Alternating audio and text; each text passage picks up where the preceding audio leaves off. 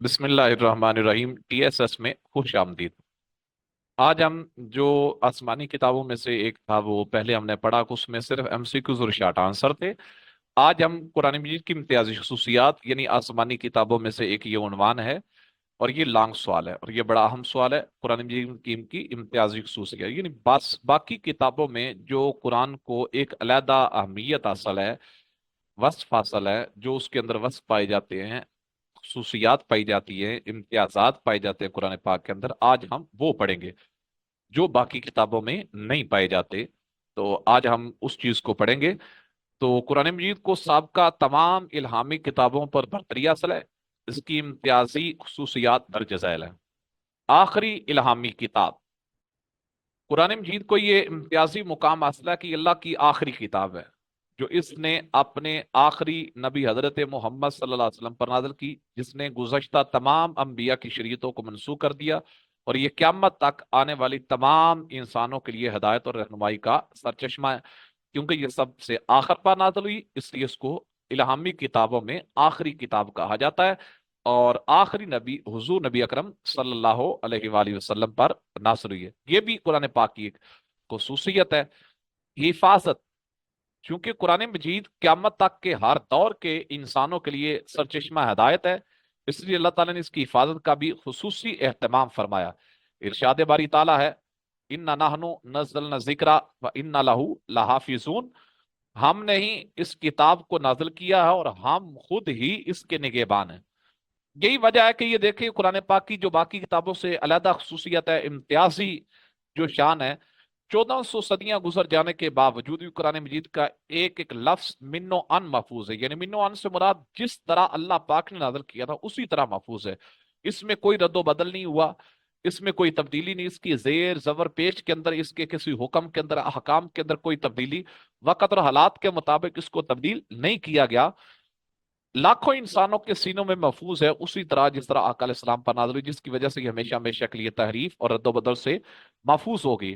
اس کے برعکس دوسری آسمانی کتابیں یا تو مکمل طور پر ناپید ہو چکی ہیں، یا پھر تحریف کی وجہ سے ان کی اصلی تعلیمات مسخ ہو چکی ہیں، مسخ سے مراد ختم ہو چکی ہیں۔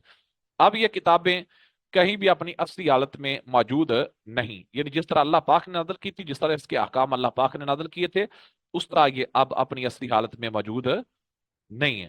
زندہ و جاوید کتاب قرآن مجید عربی زبان میں نازل ہے۔ زندہ و جاوید سے مراد یعنی جس زبان میں قرآن پاک نازل ہوا ہے اسی زبان میں آج تک بھی موجود ہے۔ آج بھی دنیا کے 20 سے زائد ممالک کی قومی زبان عربی زبان ہے۔ یعنی بعض کتابیں ایسی تھی جو نازل ہوئی تھی عبرانی زبان میں یا سریانی زبان میں، تو آج ان کی زبان ناپید ہو چکی ہے۔ کوئی زبان ان کی بولنے والا اگر دنیا میں کہیں موجود ہے تو خال خال لوگ موجود ہیں، لیکن وہ آج دنیا میں زبان بولی جاتی نہیں۔ لیکن قرآن مجید کی جو زبان عربی زبان تھی، اور 20 سے زیادہ ممالک میں آج بھی قومی زبان عربی، اقوام متحدہ کے 6 سرکاری زبانوں میں سے اس کا شمار ہوتا ہے۔ یہ اس کتاب کے زندہ جاوید رہنے کی ایک بین دلیل ہے، اور یہ قرآن پاک کا اعجاز ہے، اور یہ قرآن پاک کی خصوصیات میں سے ہے جو علاقائی اہمیت کی حامل تھی اور بعد میں متروک ہو گئی۔ ان کو سمجھنے والے بہت کم لوگ ہیں۔ عالمگیر کتاب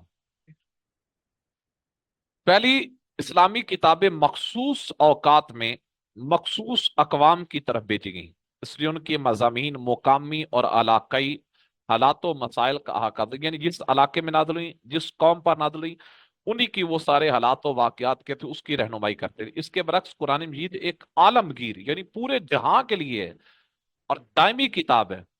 پوری کائنات میں جو بھی بس رہا ہے اب بھی اگر رہنمائی لینا چاہے، ہدایت لینا چاہے اور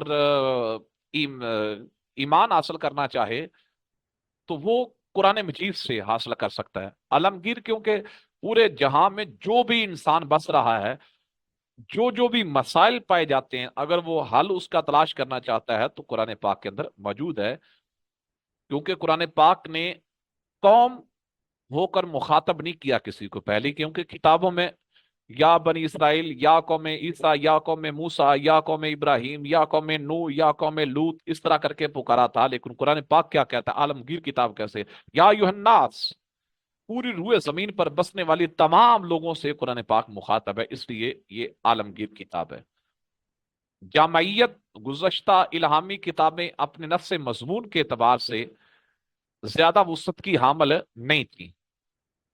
कुछ सिर्फ अखलाकी तालीमात पर मुश्तमिल थी, कुछ सिर्फ दुआओं और मनाजात का मजमुआ थी, और कुछ में महज फिकी मसाइल शामिल थे, बाज में सिर्फ अकायद का बयान था। यानी कुछ कुछ चीजें बयान की गई थी, सारी चीजें उसमें नहीं पाई जाती थी। यानी किसी किताब में दुआएं हैं, किसी में मनाजात हैं, किसी में फिकी मसाइल हैं, किसी में अकायद हैं, किसी में इबादात का जिक्र, किसी में तारीखी वाकयात है। मगर कुरान मजीद एक ऐसी जामे किताब है जिसमें जिंदगी के हर पहलू पर रोशनी डाली गई है। इसमें जहां अकायद अमाल का बयान है, वहां अखलाक इबादात रूहानियत का दर्स भी है, तारीखी वाकयात भी हैं, मनाजात भी हैं, इबादात का जिक्र भी है, अकायद का जिक्र भी है, दुआओं का जिक्र भी है, फिकी मसाइल भी हैं। मुख्तसर ये कि एक ऐसी जामे और मुकम्मल किताब है जो जिंदगी के हर पहलू पर इंसान की मुकम्मल रहनुमाई करती है। हमने इस किताब में हर चीज बयान कर दी है, और ये कुरान पाक की इम्तियाजी खसूसियात है। फसाहत व बलागत, कुरान मजीद अल्लाह का कलाम है जो फसाहत व बलागत का शाकर है। इसकी तरतीब का हुस्न, माना का इस्तदलाल, समझाने का अंदाज और अल्फाज का चुनाव सब बेमिसाल है। इसके फसीह व बलीग होने का अंदाजा इस बात से लगाया जा सकता है, अरब जिन्हें अपनी जुबान दानी पर बड़ा नाज था, वो अल्लाह ताला की तरफ से बारहा चैलेंज के बावजूद भी इसके मुकाबले में एक छोटी सी सूरत भी पेश ना कर सके। अगर तमाम इंसान जिन मिलकर इस जैसा कुरान लाना चाहें तो भी नहीं ला सकते।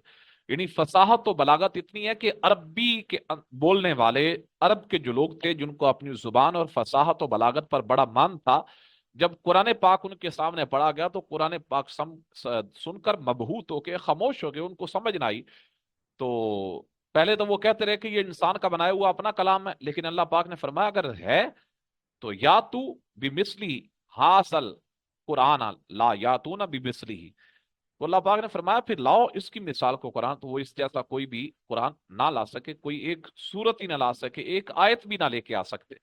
तो फसाहत और बलागत जो है कुरान मजीद की एक खसूसियत है। अक्ल व तहजीब की तायीद करने वाली किताब, पहली आसमानी किताबों में बाज किताबें ऐसी बातों पर मुश्तमिल थी जो हकीकत से मुतसादम थी, बल्कि बाज किताबों में लोगों ने इंतहाई नाशाइस्ता गैर अखलाकी बातें भी शामिल कर दी, जो इसके बरअक्स कुरान मजीद कलाम इलाही होने के सबब ऐसी तमाम फजूल और खिर के आदत बातों से पाक है। इसमें कोई ऐसी बात नहीं जो खिलाफ अक्ल सलीम हो, जिसे तजर्बे और दलील से गलत साबित किया जा सके। यानी बेशुमार चीजें शामिल कर दी गई, मन गढ़ंत बात शामिल कर दी गई पहली किताबों में, जिसको अक्ल इंसानी भी तस्लीम करने के लिए तैयार नहीं। लेकिन कुरान पाक के अंदर जो जो हुक्म है, जो जो अहकाम है, वो इंसान की अकल भी उसको तस्लीम करती है, और अलाकाई हर किस्म की तहजीब जो है वो भी उसको तस्लीम करती है।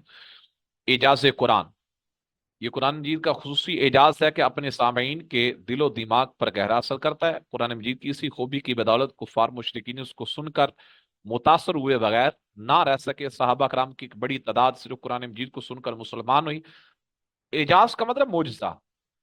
इसलिए हुजूर नबी अकरम जब कुरान मजीद की तिलावत फरमाते तो काफर लोग सीटियां बजाते, कानों में उंगलियां ठोंस लेते, कहीं उस पर तासीर कलाम का कलाम के अल्फाज कानों में दाखिल होकर दिलो दिमाग में इनकलाब बर्पा ना कर दें। तो इसलिए वो कुरान को सुना ना करते थे। वो कहते ये थे कि जो भी हुजूर नबी अकरम सल्लल्लाहु अलैहि वसल्लम से ये कलाम सुनता है उसके दिल पर उसका असर होता है, और वो कलमा पढ़ के मुसलमान हो जाता है। और ये कुरान पाक का मोजज़ा है। आज भी जो इस जुबान को नहीं जानता, नहीं समझता, लेकिन जब भी उसके सामने कुरान पढ़ा जाता है और कुरान का ये एजाज है, कुरान का ये मोजज़ा है, तो वो अहले ईमान के दिल पर, अहले ईमान तो रहे, जो कलमा गो मुसलमान नहीं भी हैं उनके दिल पर भी कुरान असर करता है। तो ये कुरान पाक का एक बहुत बड़ा मोजज़ा है। इंशाल्लाह दोबारा होंगे, हाजिर होंगे। अल्लामा यासरुल कादरी को इजाजत दीजिए, दोबारा आपसे मुलाकात होगी।